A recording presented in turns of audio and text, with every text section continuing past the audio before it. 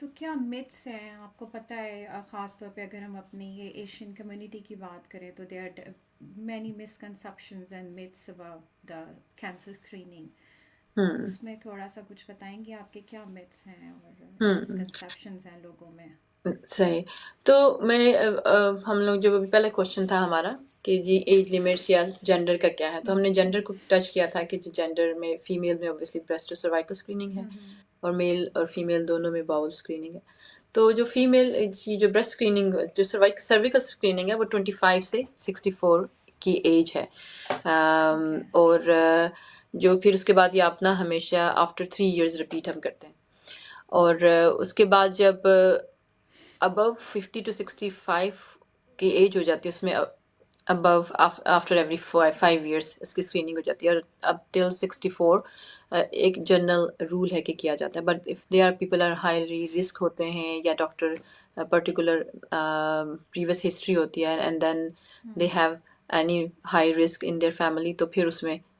Time اور date کا وہ چینج ہو جاتا ہے. If somebody is coming to me اور 25 ہے 24 ہے اور اس کی فیملی میں ہائی رسک ہے کہ جی اس کی بہت سارے فیمیلز کو کینسر ہوا تھا، اور ایسا بھی ہو سکتا ہے کہ فیملی ہسٹری میں ایک پیشنٹ آپ کے پاس آئے، اور ہم ہر پیشنٹ سے جب بھی کوئی کوشچنس کرتے ہیں کسی حوالے سے، اسپیسیفکلی اگر وہ کینسر کے حوالے سے آتا ہے تو ہم فیملی رسک اور کا ضرور پتہ کرتے ہیں یا پریویس ہسٹری جو ان کی ہوتی ہے. تو اس میں اگر ہائی رسک ہوتا ہے تو then we can ask for early screening as well، اور اسپیسیفکلی ڈاکٹر کے ریفرل پہ ہوتی ہے. اس لیے میں انکریج کرتی ہوں کہ کسی بھی کمیونٹی میں یا کہ ہمارے خاص طور سے پاکستانی کمیونٹی میں اگر بریسٹ کینسر فار ایگزامپل بہت زیادہ ہے تو بریسٹ کینسر کی اسکریننگ جو ہے وہ آپ اس کو ریفر کر سکتے ہیں پیشنٹ کو. نارمل جو ہے بریسٹ کینسر کی جو ہماری اسکریننگ ہے وہ آفرڈ ہوتی ہے بٹوین 50 to 70 ایئرس.